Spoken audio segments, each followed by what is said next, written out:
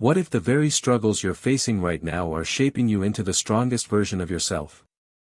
This is the story of a man who felt lost, broken, and ready to give up, until he discovered the secret to turning weakness into strength. Keep watching, because this might just change your life. Daniel sat on the park bench, staring at the ground. His hands trembled slightly as he gripped the small notebook he carried everywhere. It had been weeks since he last wrote in it. Not because he had nothing to say, but because he didn't believe in himself anymore. Life had been a series of disappointments. No matter how hard he tried, nothing seemed to work out. His dreams of becoming a writer were slipping away, overshadowed by rejection letters and self-doubt. His job was exhausting, leaving him drained with no energy to pursue his passion. The weight of failure pressed down on his chest, making every breath feel heavier. The park around him was peaceful, filled with the soft rustling of leaves and the distant laughter of children playing. Birds chirped, the sun cast a warm golden glow over everything, but inside, Daniel felt nothing but emptiness. He used to come here for inspiration, for moments of clarity where he could put his thoughts onto paper, but now, all he felt was stuck. He had always believed that hard work led to success, but despite his efforts, his dreams seemed further away than ever. A gentle breeze carried the scent of fresh grass, and as Daniel inhaled deeply, he felt a presence beside him. An old man, dressed in a crisp suit, had quietly taken a seat on the bench. He had silver hair neatly combed back and an air of calm wisdom about him. The man glanced at Daniel's notebook and smiled. "You're a writer?" he asked, his voice smooth and deep. Daniel hesitated before nodding. "I used to be," he muttered. "I don't know anymore." The old man chuckled, his eyes twinkling with understanding. "Used to be. Writing isn't something you stop being. It's part of you." Daniel sighed, his frustration surfacing. "Maybe. But what's the point? No one cares. I keep failing. I'm just not good enough." The old man studied him for a moment before reaching into his pocket. He pulled out a small, smooth stone and held it up to the sunlight. It was ordinary, yet something about it felt significant. "Do you see this?" the man asked, rolling the stone between his fingers. Daniel frowned, unsure of where this was going. "It's just a rock." The man smiled. "It is now. But this rock was once part of a mountain. Over time, water, wind, and pressure shaped it into what it is today. It was rough, jagged, and broken down before becoming smooth." He placed the stone in Daniel's hand. "Life is like that. Every struggle, every failure, every rejection, it's shaping you, refining you. Strength isn't about never falling. It's about getting back up, again and again." Daniel stared at the stone, feeling its smooth surface under his fingertips. The warmth of the sunlight had made it slightly warm, and somehow, that small detail made it feel even more real. He wanted to believe the old man's words, but doubt still lingered in his heart. "What if I keep failing?" Daniel asked quietly. The old man's smile didn't fade. "Then you get back up again. And again. Until the world has no choice but to listen." Daniel looked at the stone once more, something stirring inside him. It wasn't that he had never heard advice like this before. People always said things like, "keep going" and "never give up." But somehow, hearing it now, in this way, felt different. Maybe it was the weight of the stone in his hand, tangible proof that pressure could create something smooth, refined, and valuable. The old man stood up, adjusting his coat.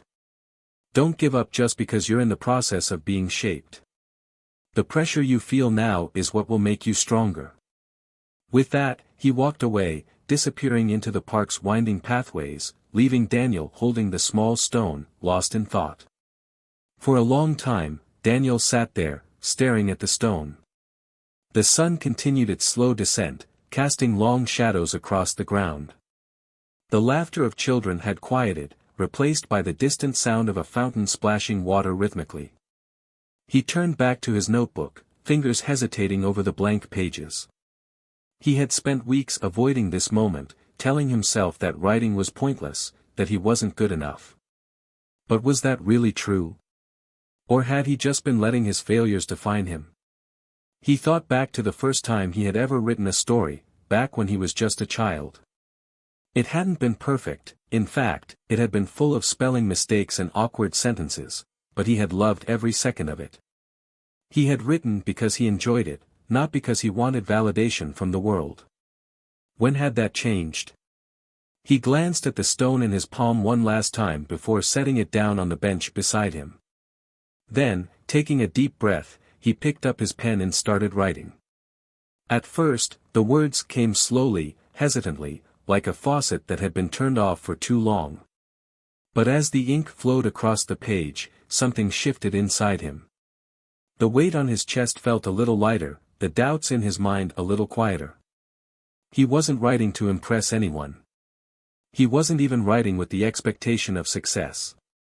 He was writing because it was who he was. Minutes turned into hours, and by the time he finally lifted his head, the park had almost emptied. The streetlights had flickered on, casting a soft glow over the pathways. Daniel looked down at his notebook, now filled with fresh words, and felt something he hadn't felt in a long time: hope.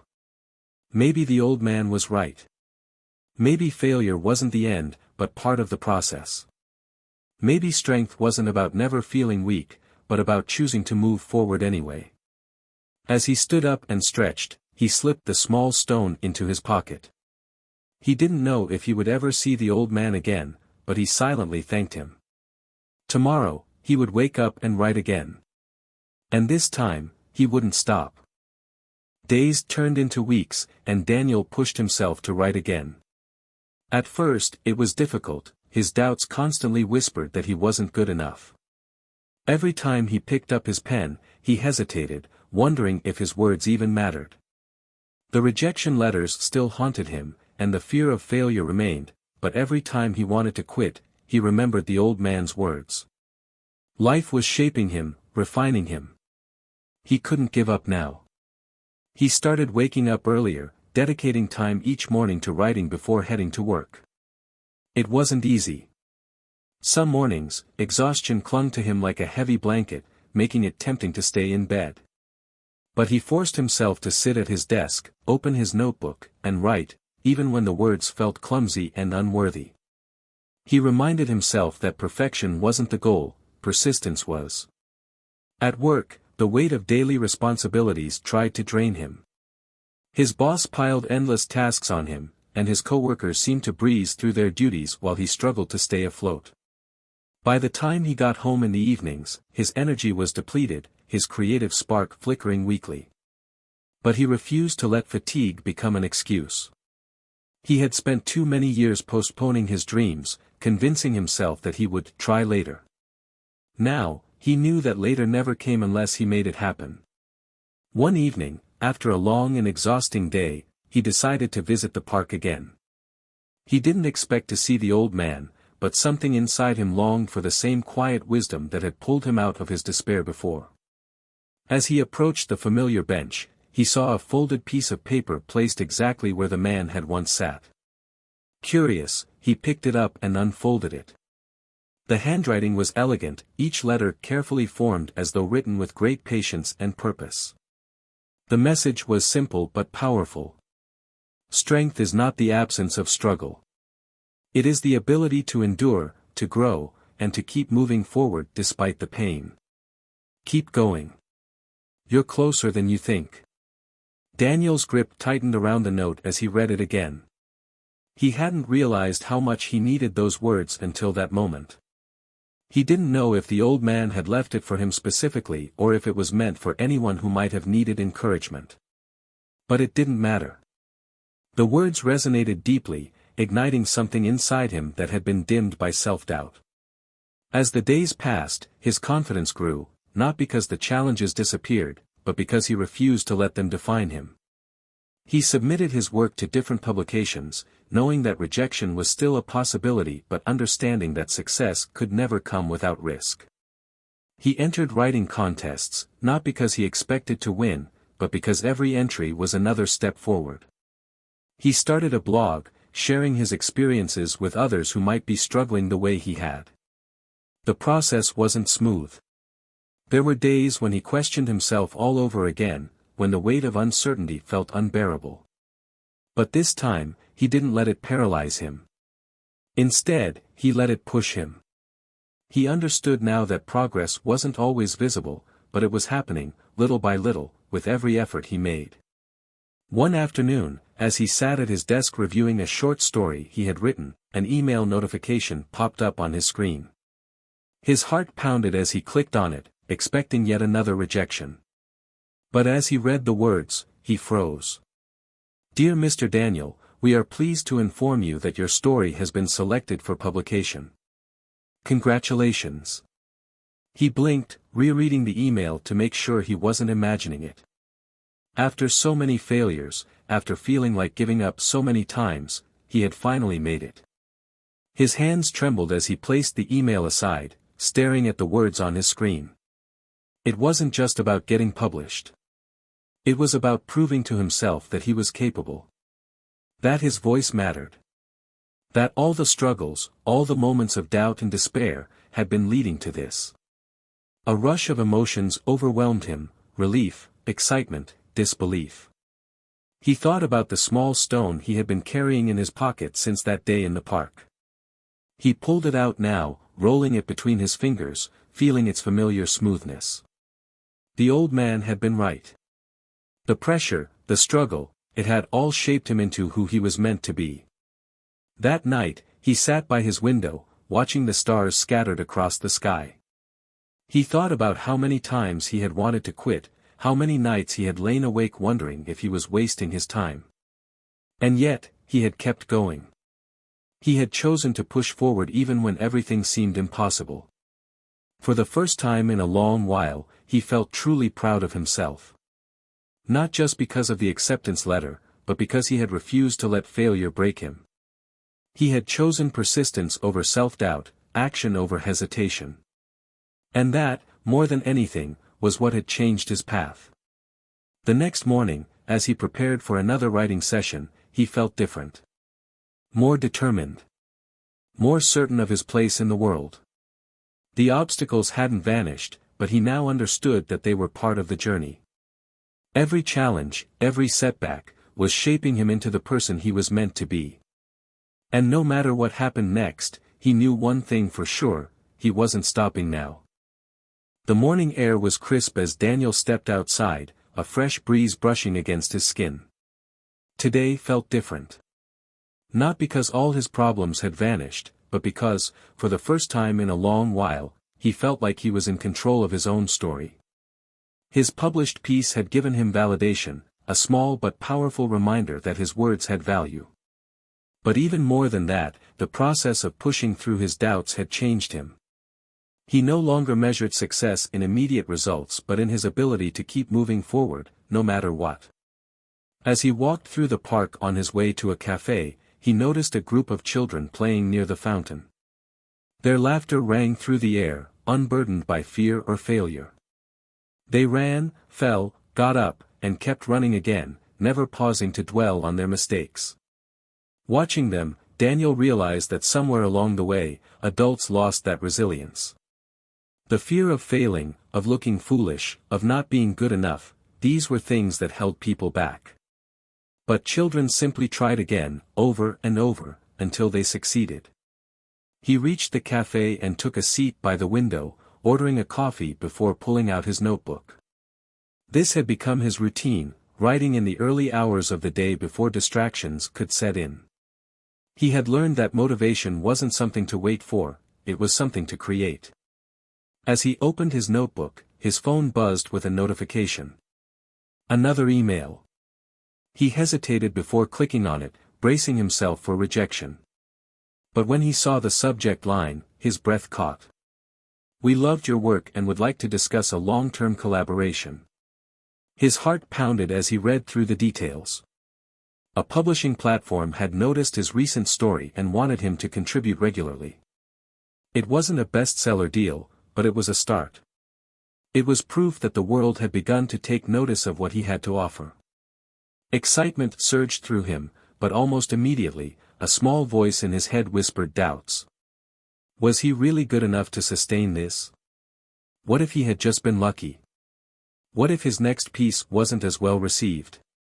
He clenched his fists, pushing those thoughts away.